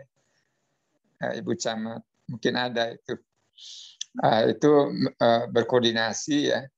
Dan ada berbagai kegiatan, namanya ada kegiatan yang memfasilitasi anak-anak untuk berkembang. Mungkin di sana dikembangkan bagaimana ada tempat-tempat taman membaca gitu ya. Ya bekerjasama dengan RW, taman membaca, kemudian pada saat sebulan sekali mengadakan pertemuan dengan anak-anak Karang Taruna, atau ada kalau ada masjid, ikatan remaja masjid gitu ya, karena kita itu ikut aktif gitu ya di sana. Dan dengan aktifnya kita memang dalam apa yang kita sampaikan, apa yang kita kontribusikan itu tidak lepas dari apa yang kita peroleh dari ilmu bimbingan dan konseling ini kan. Dan itu kalau kita aktif di KRW-an, RT, meskipun kita tidak jadi pengurus ya, tapi mungkin bisa menjadi inisiator atau motivator kan. Dan itu sangat berkontribusi, itu sangat memberikan nilai manfaat gitu ya, kata Kang Asep kan itu ya. Bahwa orang yang baik itu ada khairun nas anfa'uhum linnas kan. Tapi sekemampuan kita kan. Jadi apalagi kalau teteh-teteh yang sudah punya anak kan, apalagi anaknya masih kecil kan. Jangankan aktif di luar gitu ya, di sekolah pun gitu kan, rebutan waktunya dengan mengurus anak kan gitu. Tapi kita berusaha untuk maksimal ya, berkontribusi bagaimana mengawal, memfasilitasi perkembangan anak ini menjadi anak-anak yang berakhlak karimah kan gitu, dimanapun lah gitu. Atau mungkin Anda berkiprah di dalam bidang tulisan ya, masukkan ya artikel ke majalah atau ke koran kan gitu ya. Kalau yang bisa itu sangat bagus gitu ya. Dan itu kiprahnya itu sangat dinanti kan gitu ya. Kemudian di organisasi memang ini ada MGBK gitu, ada MGBK gitu ya. MGBK juga mungkin tidak hanya bagaimana mereka ketemu guru-guru serumpun atau BK membicarakan tentang bagaimana RPR, bagaimana penanganan sekolah, tapi juga bagaimana MGBK atau Abkin Pengda itu melakukan melakukan pengabdian masyarakat. Kami dulu dari UPI itu kami menyelenggarakan pengabdian masyarakat di Garut, di desa di desa gitu. Kita kumpulkan ibu-ibunya, Mbak Stalin, bapaknya Bu Stalin, kemudian pemudanya, dan mereka diberikan materi-materi yang sesuai dengan kemampuan kita. Ada yang memberikan materi tentang BK keluarga, BK bimbingan pranikah, kemudian ke sekolah juga, ke guru-guru SD, ya, bagaimana mereka membimbing siswa SD, karena di SD kan tidak ada guru bimbingan, ya, jadi dikumpulkan guru-gurunya, kemudian kita memberikan materi tentang bagaimana menerapkan nilai-nilai bimbingan itu di SD, kan gitu ya, dalam proses pembelajaran terutama. Nah, jadi mungkin sebenarnya banyak hal ya yang bisa kita yang kita bisa lakukan atau kita lakukan akan lakukan, ya, begitu. Tinggal bagaimana aktivitas dan kreativitas kita di dalam mengawali. Dan saya yakin sudah banyak dari tenaga yang telah melakukan itu, ya. Jadi mudah-mudahan saja bisa lebih ditingkatkan lagi, ya, kontribusinya. Kita bersama-sama lah gitu, ya, di masyarakat. Kita melakukan kolaborasi dengan pihak pemerintahan, dengan masyarakat setempat terutama, ya. Kita jangan terlalu ideal, ya. Kita menjangkau yang lebih luas gitu, ya. Kalau kita bergerak saja step kita di RT RW masing-masing, kan itu sudah ini juga 20 mahasiswa S2 kan sudah 20 RW itu terbangunnya, itu kinerjanya di sana, kontribusinya. Halo? Ya, halo Prof. Sedang menyimak. Oh gitu. Jadi, begitulah. Jadi memang ya kita itu merasakan juga, ya, bahwa penjagaan bimbingan coaching di sekolah pun belum optimal kita tuh, ya, karena masalah aturan sekolah, kan masalah kaitan dengan masalah teknis, masalah fasilitas gitu, ya. Tapi kalau kita berbicara terus masalah, ya kita tidak akan maju-maju, ya. Dan ya memang dalam ini sudah habis atau masih ada? Sudah habis, Prof. Maaf. Kalau begitu, ya. Nah, tadi yang Kang Andri, ya, itu nanti lebih dibahas di komunikasi, bagus sekali itu medsos, ya. Ya, Prof. Dan sebagainya itu siapa tuh, bagian siapa nanti, ya? Saya, Prof. Oh, alhamdulillah, ya. Terima kasih kalau begitu. Mohon maaf, ya, saya ini laptopnya agak error, nggak bisa masuk, ya. Jadi pakai HP gitu, ya. Tapi mudah-mudahan ini tidak mengurangi kekhidmatan kita di dalam kuliah, ya. Begitulah Kang Moderator, ya. Terima kasih semuanya, dan mudah-mudahan minggu depan kita sehat walafiat gitu, dan kita Amin. Ya. Mohon maaf dan assalamualaikum warahmatullahi wabarakatuh. Waalaikumsalam warahmatullahi wabarakatuh.